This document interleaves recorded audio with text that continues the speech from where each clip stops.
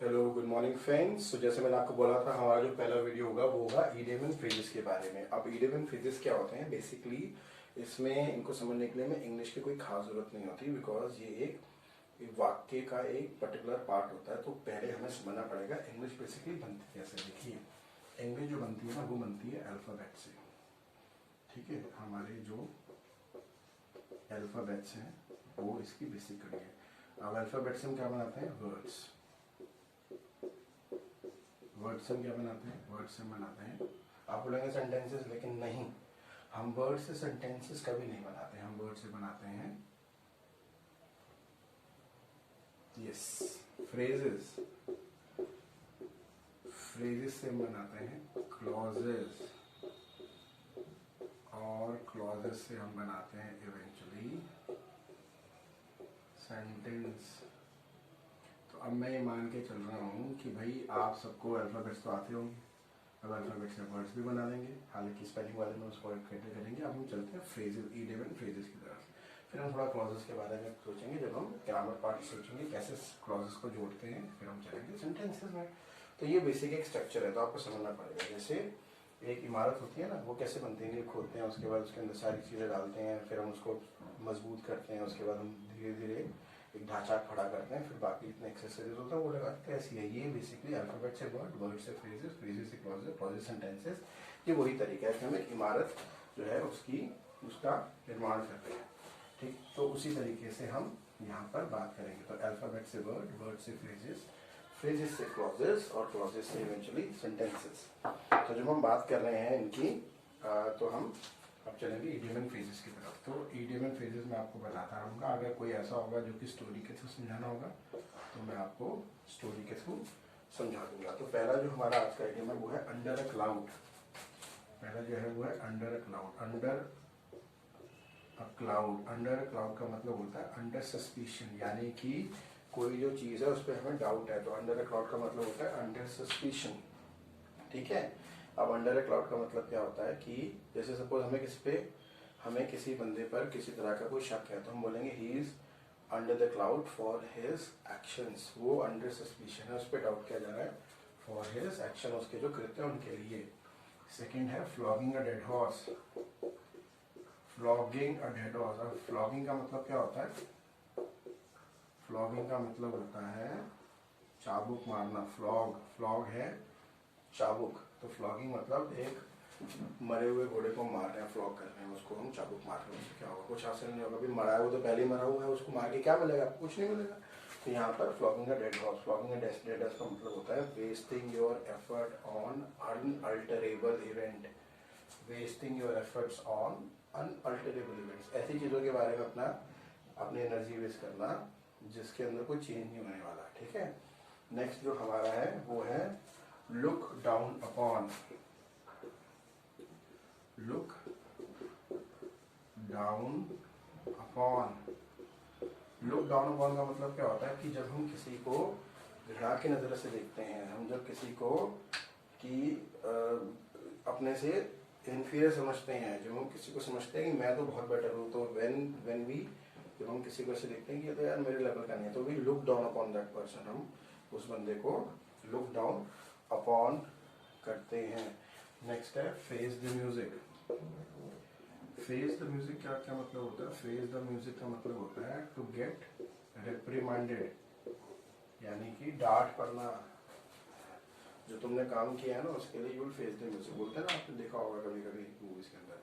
तो face the music का मतलब बेसिकली होता है ऐसा कोई काम कर देना जिसके लिए आपको डांट पड़े, जिसके लिए आपको सजा मिले, उसको बोलते हैं फेस द म्यूजिक, यानी कॉन्सिक्वेंसेस को जो है वो अच्छे ना हो आपके लिए। नेक्स्ट है हमारा इसके अंदर bye fits and start. Next है हमारा bye fits and start.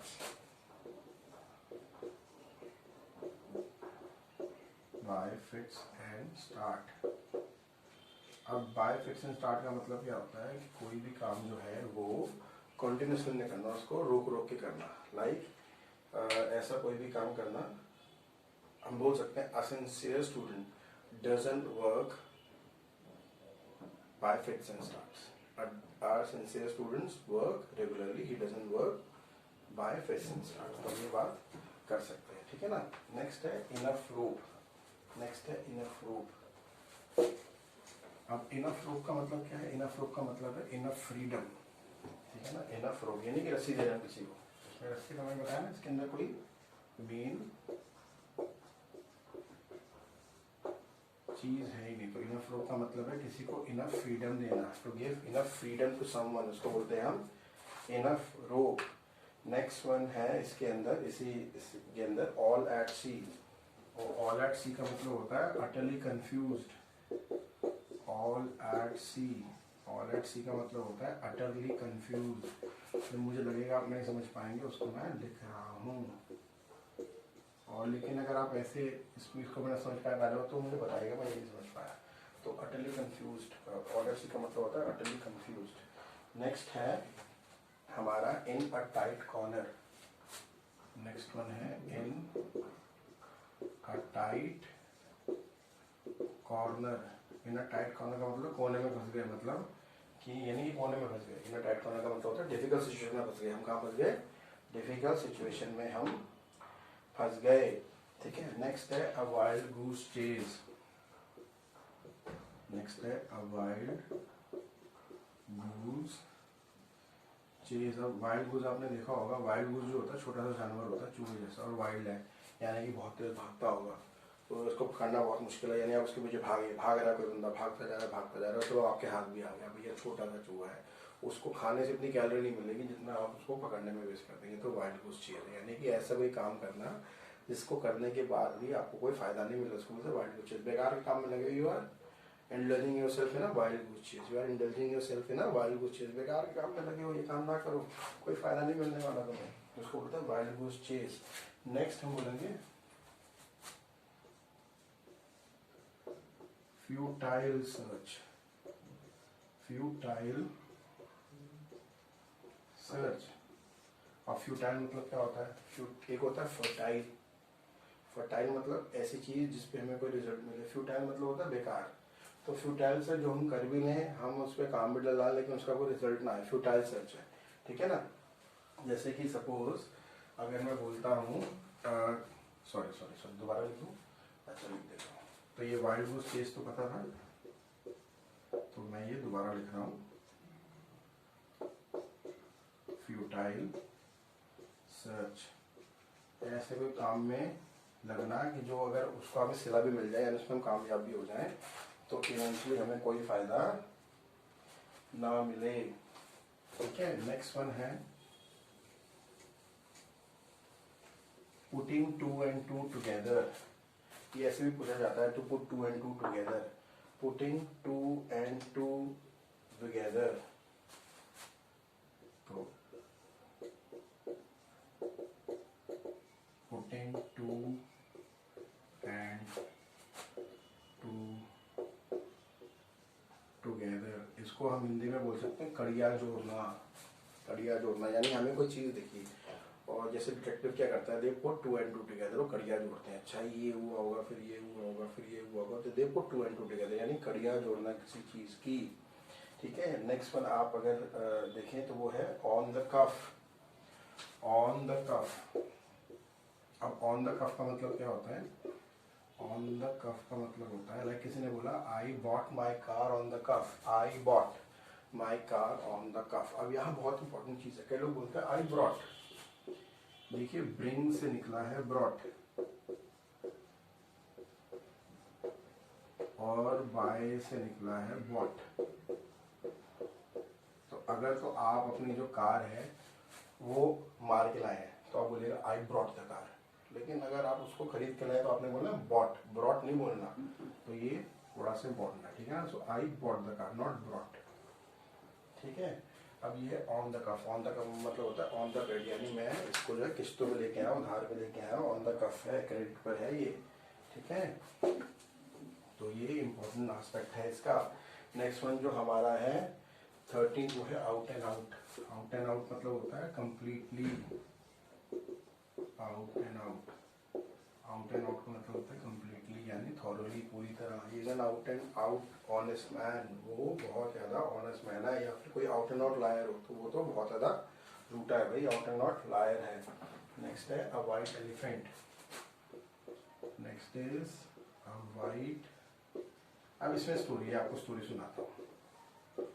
Basically क्या है कि थाईलैंड में जो राजा था, जब कोई वहाँ पे कोई गुनाह करता था तो उसको सजा नहीं देता था, उसको गिफ्ट करता था एक वाइट एलिफेंट। अब वाइट एलिफेंट क्यों है? देखिए थाईलैंड के अंदर वाइट एलिफेंट जो है वो सेक्रेड होता है। सेक्रेड मतलब पवित्र होता है, यानी उससे आप एक काम नहीं करा सकते। अब भाई मैंने आपको हाथी गिफ्ट कर दिया लेकिन उससे कोई काम नहीं करा सकते, और खाएगा तो खूब, तो जिसके पास वो जाएगा उसको तो वो बर्बाद कर देगा खा खा के, है ना। तो वाइट एलिफेंट मतलब होता है ऐसी कोई चीज़ जो किसी काम की ना हो, खाए तो खूब लेकिन हो वाइट एलिफेंट। फॉर एग्जाम्पल मान लीजिए किसी ने हमारे दिल्ली जैसे शहर के अंदर जहाँ हमारा भीड़ भड़का है, वहाँ उसने एक महंगी गाड़ी खरीद ली 2.5-3 करोड़ की। अब वो 2.5-3 करोड़ की गाड़ी जो उसने खरीद ली वो चला तो कहीं नहीं पाएगा, क्योंकि सब जगह ट्रैफिक ही ट्रैफिक है, स्पीड तो उसकी कहीं पकड़ेगी नहीं वो, तो वो क्या है वाइट एलिफेंट है। तो खरीद के अपने घर में खड़ा करेगा और जब 15 साल पूरे हो जाएंगे तो बेचारा 10-15 हज़ार किलोमीटर जो भी चलाएगा उसके बाद उसको सेल ऑफ करनी पड़ेगी। तो ये है वाइट एलिफेंट। नेक्स्ट है fair and square. Next is fair and square. Fair and square का मतलब क्या होता है? Fair and square, fair and square का मतलब होता है very honest, he is a fair and square man, यानी बहुत ऑनेस्ट है, अपनी चीज़ों के बारे में बहुत ऑनेस्ट है। नेक्स्ट है no love lost between. No love lost between. No love lost between का मतलब है कि इन जैसे suppose there is no love lost between Indian Pakistan, तो there is no love lost between Indian Pakistan. No love lost between का मतलब है नॉट ऑन गुड टर्म्स, इनके अंदर दोस्ती ना हो, जो दुश्मनी पे हो, दुश्मनी करते हैं दूसरे से। तो हम बोल सकते हैं कि Indian Pakistan have no love lost between them. Next है ग्रीन थंब। अब ग्रीन थंब क्या होता है जी? ग्रीन थंब होता है to have interest in gardening. इसका गार्डनिंग में इंटरेस्ट होता है, बागवानी में, उसको बोलते हैं इज हैविंग ग्रीन थंब। उसका ग्रीन थंब है अगर हम उसकी ओर बात करें। नेक्स्ट है hard and fast. Next is hard and fast. Hard and fast का मतलब होता है स्ट्रिक्ट रूल, बहुत स्ट्रिक्ट। तो बोलते हैं ना there is no hard and fast rule, कोई स्ट्रिक्ट रूल नहीं है, तो उसको बोलते हैं हार्ड एंड फास्ट। तो ये हार्ड एंड फास्ट का मतलब है कोई स्ट्रिक्ट रूल ना होना, ठीक है। नेक्स्ट है of and on. Of and on. अब ऑफ एंड ऑन का मतलब क्या होता है? ऑफ एंड ऑन का जनरली मतलब होता है कि जब हम कोई चीज़ जो है वो ओकेजनली करते हैं, बार बार करते हैं, तो उसको बोलते हैं off and on. Like he go to visit a doctor, off and on वो जाता रहता है, जो वो चीज़ है करता रहता है कंटिन्यूसली। नेक्स्ट है, सॉरी इसको एक बार मिटा देता हूँ मैं। Next is due on his fancy. Due on his fancy का मतलब होता है अपनी कल्पनाओं का यूज करना। ड्यू ऑन हिज फैंसी यानी कि अपनी कल्पनाओं का यूज करना। Like artist need to drew on his fancy, यानी उसको अपनी कल्पनाओं का यूज करना पड़ेगा, चाहे वो लिखता है, चाहे वो कोई कलाकारी करता है, जो कुछ भी करता है, चित्रकारी करता है, तो उसके अंदर उसको अपनी कल्पनाओं का यूज करना पड़ेगा, तभी वो अपनी जो है इसको बता पाएगा, ठीक है। नेक्स्ट आप लिखें paying through nose. Paying through nose. अब पेइंग थ्रू का नोज का मतलब नहीं कि नाक के थ्रू आप कैसे कुछ दे रहे हैं, ऐसा नहीं करना है। तो पेइंग थ्रू नोज का मतलब ये है कि आप किसी चीज़ की बहुत बड़ी कीमत चुकाते हैं, तो उसको बोलते हैं बहुत बड़ी कीमत चुकाना। इसकी मतलब मैंने बहुत बड़ी कीमत चुकाई है, तो पेइंग थ्रू नोज यानी यू हैव पे थ्रू योर नोज, ठीक है। नेक्स्ट वन है going places. Next one is going places. Going places का मतलब होता है टू बिकम अटरली सक्सेसफुल। इसका मतलब होता है टू बिकम अटरली सक्सेसफुल। बोलते हैं ना शी इज गोइंग प्लेसेस, तो वो बहुत ज़्यादा सक्सेसफुल है। I wish that you go to places, यानी आप बहुत सक्सेसफुल हो जाएं, ठीक है। नेक्स्ट है रेस्ट ऑन। नेक्स्ट है resting on the laurels. Resting on the laurels. Laurels का मतलब होता है पास्ट अकम्पलिशमेंट, ऐसी चीजें जो आपने भूतकाल के अंदर अर्जित करी है, ऐसी किताब जो आपने, ऐसी चीजें जो आपने भूतकाल में जीते, ऐसी कुछ चीज जो आपने बहुत ही वाकई काम पहले किया, फॉर द लॉरल्स। अब रेस्टिंग ऑन द लॉरल्स का मतलब होता है ऐसा काम, ऐसी बातें बोलना जो पुरानी बातें करते हैं ना, I have done that, I have done that, उससे क्या फर्क पड़ेगा। सो रेस्टिंग ऑन द लॉरल्स का मतलब होता है पुरानी बातों के बारे में बोलते रहना, है ना। तो अगर कोई बंदा बोलता है डन दैट, भाई जो आपने किया अच्छी बात है, लेकिन अब इस पर क्या करना है वो ज़्यादा इंपॉर्टेंट है ना। तो रेस्टिंग ऑन द लॉरल्स मतलब होता है पुरानी बातों को करना। नेक्स्ट है to give piece of mind, to give piece of mind, to give, यहाँ ये पीस है, पीस मतलब टुकड़ा, of mind.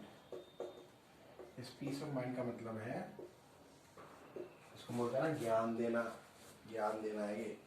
To give piece of mind, किसी को ज्ञान देना है, यानी कि अगर कोई गलत काम करे तो उसको हड़काना, हड़काना है ना, to give piece of mind. तो यानी कि किसी को समझाना कि भाई सुधर जाओ वरना ये दिक्कत हो जाएगी, ठीक है। नेक्स्ट वन इज, इसके बाद जो हमारा है made no bones about, this is 24 and this is last for this video. हालांकि 3 और आएंगे तो 100 करेंगे हम। To give no bones about, ठीक है। तो to give no bones about का मतलब होता है, इसको जल्दी हम ये बोल सकते हैं to make, to make no bones about is, to make no bones about का मतलब होता है हेजिटेशन ना करना, किसी चीज के बारे में बोलते वक्त ज़्यादा हेजिटेट ना करना, या ज़्यादा ना सोचना, या उसके बारे में ज़्यादा तवज्जो ना देना। तो उसको to give no bones about यानी उसके बारे में ज़्यादा कोई अपने दिमाग को जो है वो जोर ना डालना, है ना। तो दिमाग पे जोर ना डालना, उसको बोलते हैं to give no bones about. अच्छा, तो this is the first video of idiom and phrases, I hope you will like them. Next video जो हम करेंगे उसके अंदर भी जहाँ जहाँ स्टोरी है, जैसे मैंने आपको व्हाइट एलिफेंट वाली बताई, जो फ्लॉगिंग अ डेड हॉर्स है वो बहुत इंपॉर्टेंट, उसके बारे में बताता हूँ। एक बार विंस्टन चर्चिल जो थे वो ब्रिटिश पार्लियामेंट के अंदर बैठे थे, ब्रिटिश पार्लियामेंट के अंदर बैठे बैठे उनको कुछ लोगों ने बोला कि आपको जर्मनी के खिलाफ सख्त जो है वो कदम उठाने चाहिए, जर्मनी को पूरी तरह निस्तो नाबूद कर देना चाहिए, मतलब खत्म कर देना चाहिए। तो विंस्टन चर्चिल खड़े हुए, उन्होंने बोला यार stop flogging a dead horse, Germany हार चुका सेकेंड वर्ल्ड वॉर में, कुछ बचा नहीं उसके बाद, अब उसको आप बर्बाद करके क्या प्राप्त करेंगे। तो यहाँ से वो स्टार्ट हुआ, stop flogging a dead horse, ठीक है। तो ये हमारा कुछ स्टोरीज है। आगे हम एक ऐसा सेशन करेंगे जिसके अंदर खाली स्टोरीज वाले इडियम एंड फ्रेजेस होंगे, वो आपको बहुत अच्छा लगेगा। May God bless you all, take care, bye bye.